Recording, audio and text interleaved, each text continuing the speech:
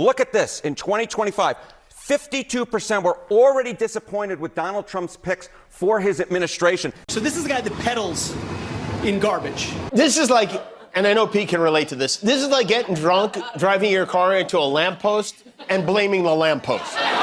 That is obviously Jimmy Kimmel making fun of the whole Pete Hegseth situation that we just made an update about here because it got even worse. But Trump officials today have not needed the help of comedians to embarrass themselves in front of the press and the American people writ large. No, folks, they are on a tear right now, working on their tight five of deny, deny, deny with a side of lie. And much like Trump's steaks or sneakers or Bibles, no one's buying it. And we got a whole bunch of humiliating clips of Trump officials to get to. So if laughing at this administration isn't really your thing, you may want to get the hell out of here. But if it is, then come on in, drop a like, stay a while, subscribe, and let's dive right into it. Starting with Pam Bondi here, Trump's attorney general, giving a pretty Ministry of Mistruth answer to what I thought was a pretty simple question. But you guys let me know what you think in the comments. Take a listen. The signals chat controversy that's going on.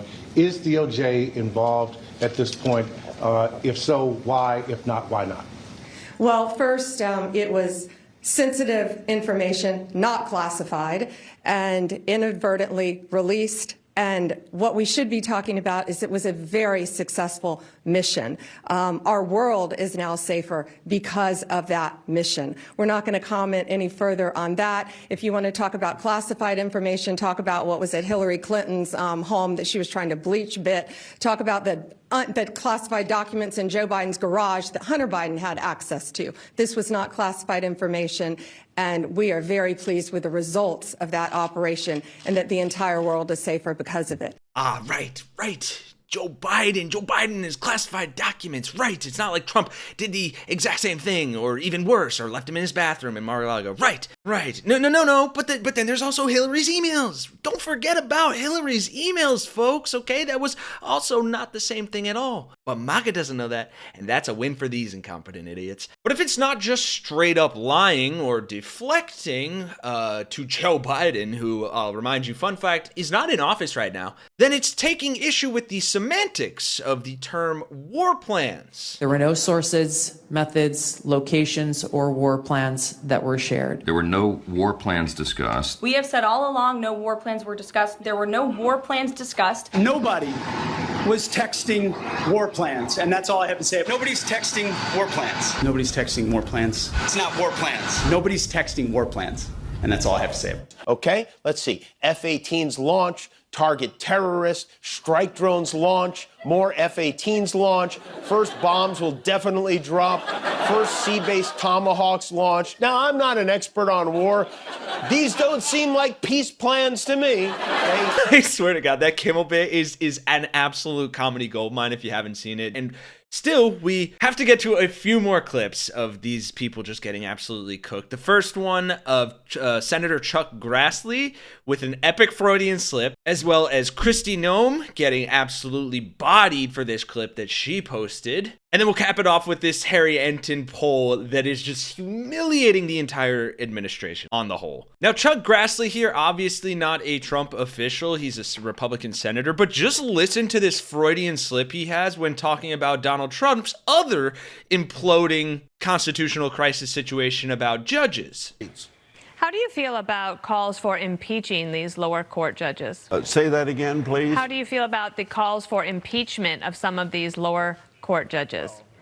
You can't impeach a judge just because you disagree with their opinion, but we want to cover up or overcome some of that problem by... Whoopsie daisies, Chuck, calling for a cover-up. Two things there. That's either incredibly problematic and you should probably step down if it's true. And secondly, if it was a Freudian slip, you should probably step down because you're too damn old to be doing this job. That's just my opinion and a fact. Then, folks, we have Homeland Security Secretary Kristi Noem getting absolutely cooked by the internet for this video she posted at an El Salvadorian prison, which thankfully was not a prison for animals, so no dogs were shot in the making of this video. But the fact that someone posted this as a response should tell you just about how messed up this video is. Take a look. I also want everybody to know, if you come to our country illegally, this is one of the consequences you could face.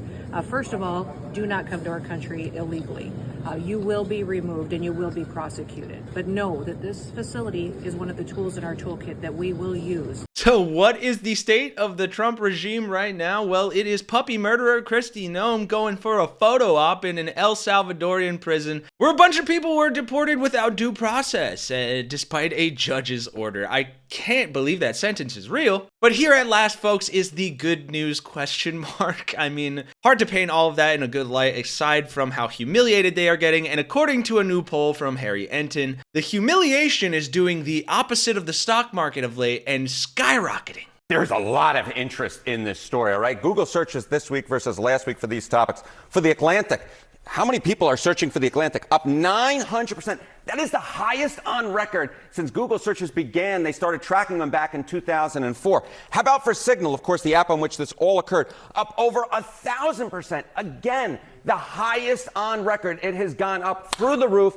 on these two particular topics.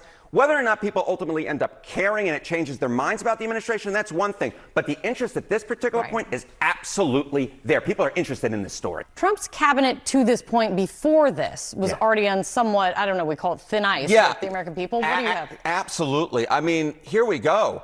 All right, disappointed with the administration appointments of these different presidents. You might notice only one of these presidents, only one of these terms that were a majority disappointed. Look at this. In 2025, 52% were already disappointed with Donald Trump's picks for his administration. That is the first time you get a majority. Back in 2017, it was only 44% for Donald Trump. Before that, you see 16, 17, 14.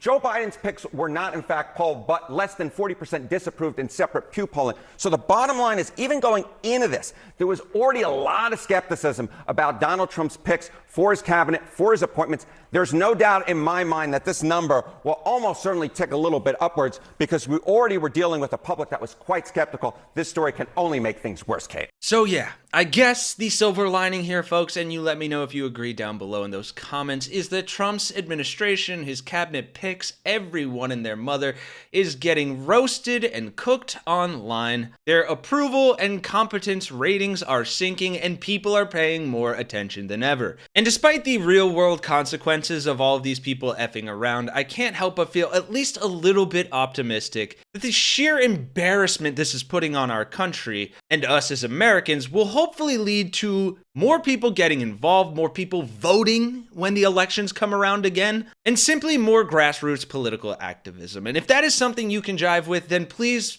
by all means, drop a like on the video. Let me know your thoughts in the comments and subscribe. Help us get to 500,000 subscribers. We're so close and we can't do it without y'all. We just dropped a new podcast episode as well. You can check that out on the YouTube channel. Thank you all again. And for Really American, I'm Kenny Hesse. I'll see you guys in the next one.